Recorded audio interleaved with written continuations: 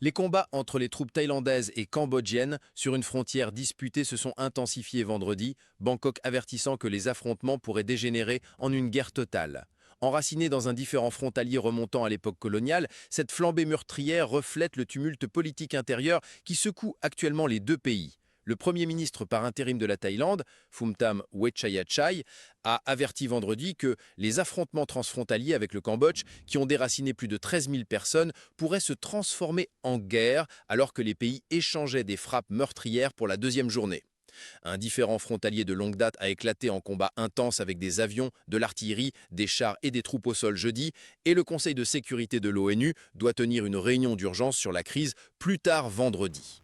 Plus de 13 800 personnes ont été évacuées des régions frontalières de la Thaïlande, a déclaré son ministère de la Santé, signalant 15 décès, 14 civils et un soldat, avec 46 autres blessés, dont 15 soldats. Le Cambodge a confirmé son premier décès vendredi, ajoutant que plus de 400 personnes ont été évacuées des zones proches de la frontière.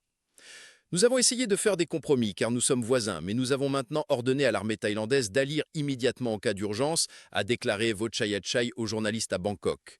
Si la situation s'aggrave, elle pourrait se transformer en guerre, bien que pour l'instant elle se limite à des affrontements, a-t-il dit.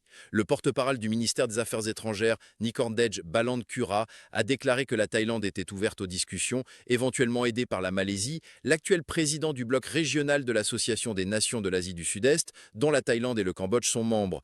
Nous sommes prêts, si le Cambodge souhaite régler cette question par des voies diplomatiques, bilatéralement ou même par l'intermédiaire de la Malaisie, nous sommes prêts à le faire. Mais jusqu'à présent, nous n'avons reçu aucune réponse, a déclaré Nikorndej à l'AFP.